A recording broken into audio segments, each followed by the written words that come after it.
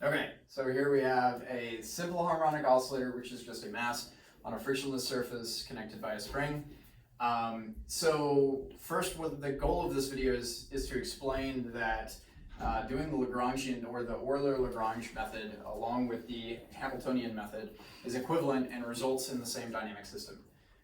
So first we have to see what our kinetic energy T is equal to, and that is equal to 1/2 mx squared, or mx dot squared, and our potential is just due to the spring, which is 1/2 kx squared.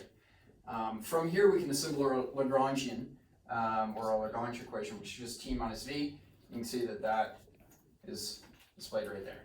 Okay, so first let's assemble the Euler-Lagrange equations. So we have dl by dx is equal to the time derivative of dl by dx not, or dot. And so what this turns into is negative kx is equal to mx double dot, because of the dl dx dot turns into, basically when you take the time derivative of that, it ends up becoming a double x dot. So you solve for x double dot and you get negative k over mx. This is all a very familiar equation. The k over m is your frequency, your natural frequency. So this is what we're looking for out of the Hamiltonian method. So let's come over here. We've got the dl by dx dot. This is how we assemble our conjugate momentum in terms of x. So this is equal to px. So px is equal to, when we take the partial derivative in terms of x dot, this is the only term here, so it equals mx dot. Solve for x dot and we get px over m. Okay, so when we assemble the Hamiltonian, this is the formula that we use.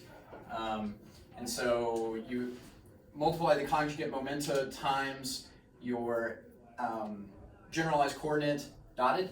And since we only have one generalized coordinate, it is just px times x dot. So this is px squared over m minus 1/2 px squared over m, because this is the first term in the Lagrangian, plus 1/2 kx squared. And this negative turns to plus because we're subtracting the Lagrangian.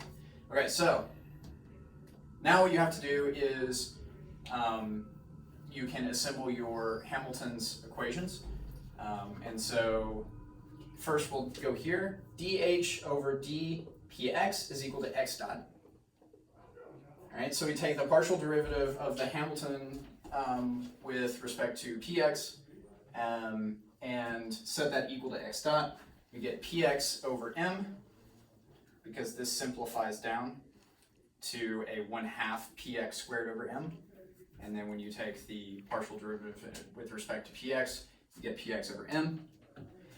And then when we do dh over dx is equal to negative px dot, I've just moved the negative over. So you can take that partial derivative, put a negative out front, and you get this, which is px dot is equal to negative kx.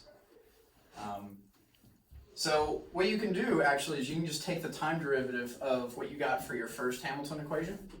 And so when you take that time derivative, you get px dot over m, because everything else is not time sensitive.